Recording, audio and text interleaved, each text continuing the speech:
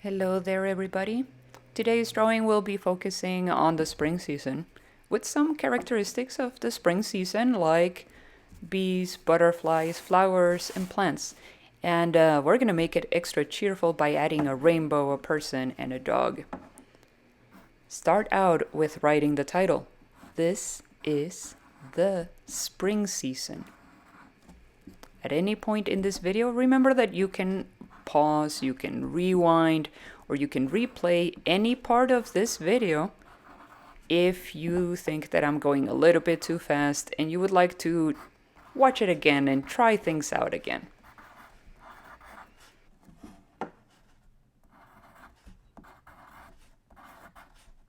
Write very clearly, nice, neat, and taking your time.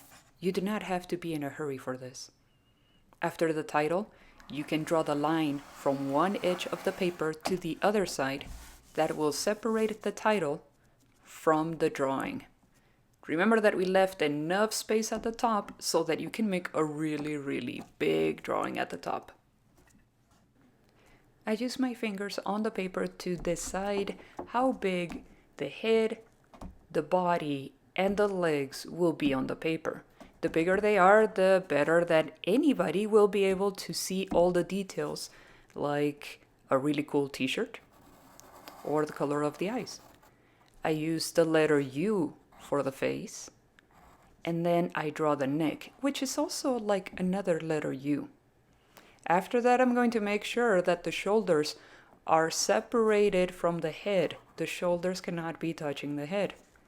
The neck will be between the head and the shoulders. After that, I leave an empty space for the armpits. And I'm going to draw the whole body, going from the armpits all the way down to the floor.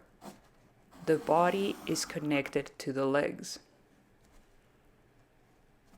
I think I'm going to draw where I imagine the belt of the pants being at. And I can just draw a skinny rectangle.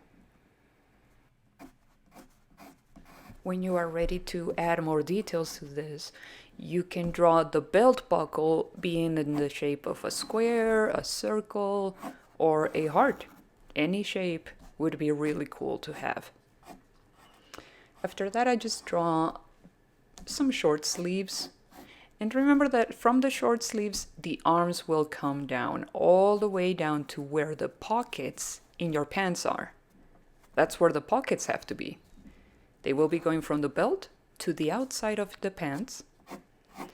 And the arms are going to be just as long as where the pockets are. Try to remember that. Your pockets in your pants are always very close to your hands, and it gives you an idea of how long those arms have to be. Do not draw the hands next to the belly button because those are going to end up being very short for this drawing. And it will end up being disproportionate. I will find the middle of the first arm that I drew, and that's going to tell me where the elbow for the second arm will be at. That way I can draw it as if this person is waving hello.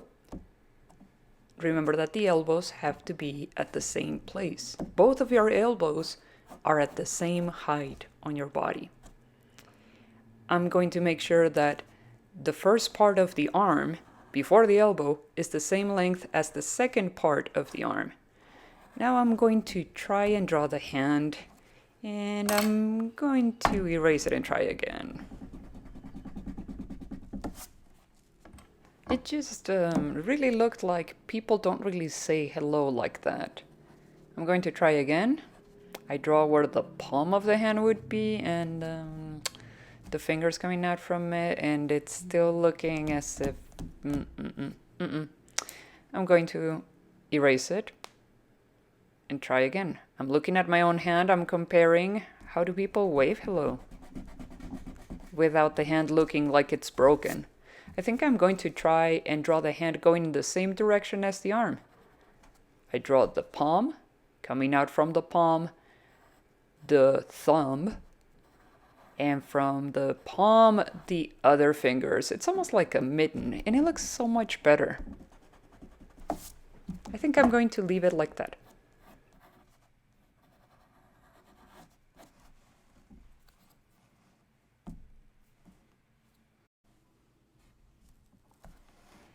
Let's draw the eyes.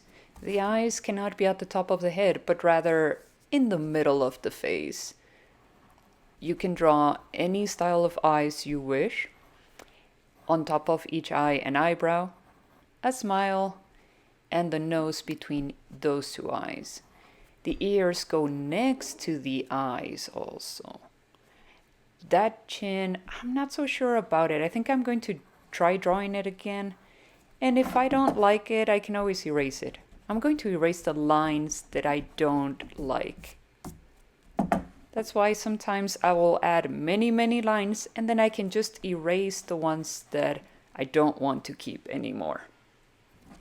I left a space at the top for the forehead. The forehead is that space between your eyebrows and where the hair comes out from. On top of the forehead, the actual hair, which will be what is protecting the top of your head actually from the sun. I'm going to draw the top of the head. All of that will be covered in hair. And I'm going to show you two hairstyles. One of them will be very short and the other one will be a little bit longer. I'm drawing spiky hair around the top of the head. And then I could just erase the top of the head because it's being covered up by the hair. And that way it would look like normal hair that is coming out from the head and it's growing out. I'm going to show you up next a different hairstyle, one that will be a little bit longer. I'm going to erase everything. Good news, good thing that I drew very lightly. If you draw lightly, you can always erase. Don't forget to leave a space for the forehead. I'm going to draw some hair going on the side, kind of like a bang or side swept bang, going back to the ears. And at the top of the head, remember I can still kind of see it? That's where the hair will be. And at the bottom, it's almost like the shape of a feather. And I'm going to put the hair going behind the neck. And I think I'm going to leave it like that.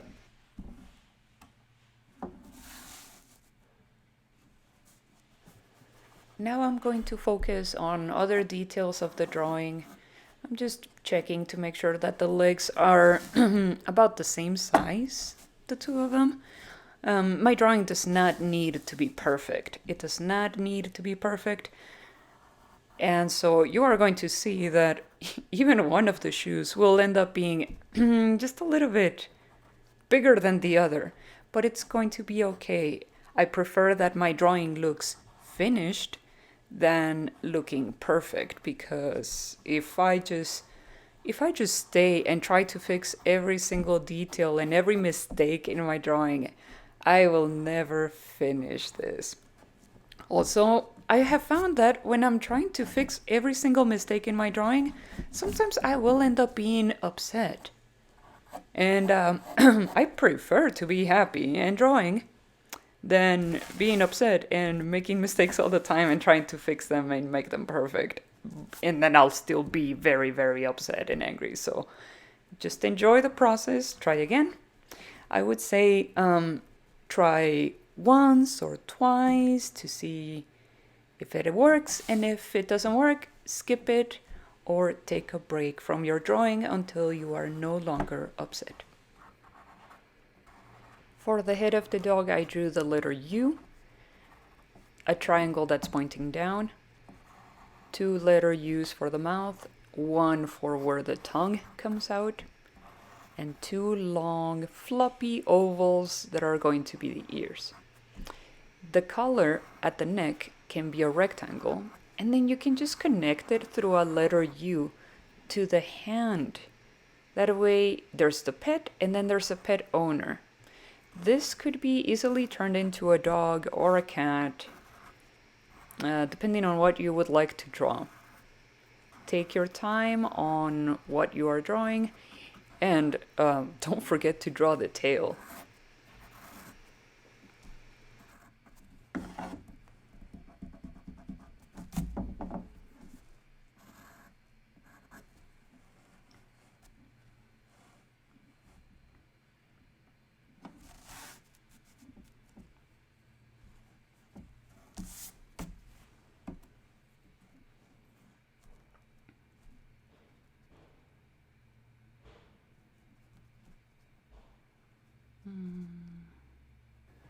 I'm thinking in my mind just how big the rainbow will have to be and where it's starting and where it will end.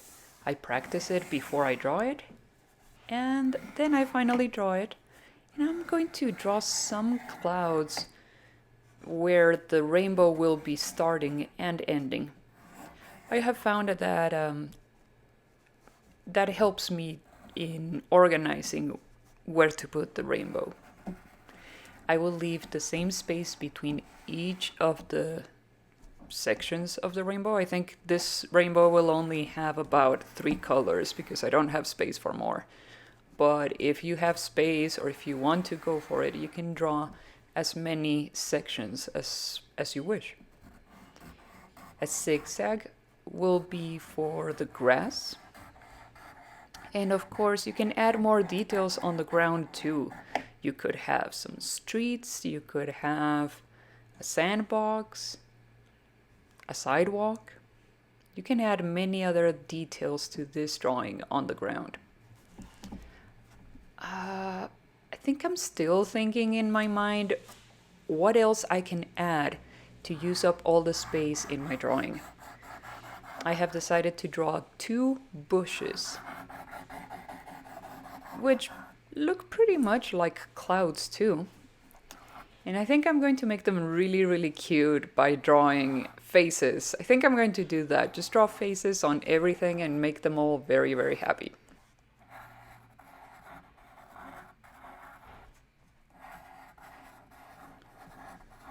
Around the eyes, I can draw petals. That way, they are not just eyes, they are also flowers.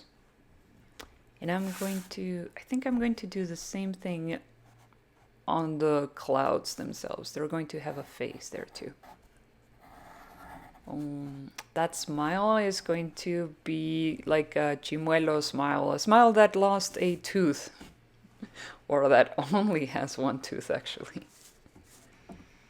There are many ways of drawing butterflies and bees, but let's just try it this way. A skinny oval, bigger and rounder ovals for the wings of the butterfly. Trying to make them the same size on both sides of the butterfly. Don't forget the antennae or the antenna. An oval that's going to be very chubby for the bee, with a pattern of lines inside of it, circles for the wings, and a tiny little face on it. We are about finished. You can add more details on your own, but this is it for me. It was nice drawing with you again. See you next time. Bye bye.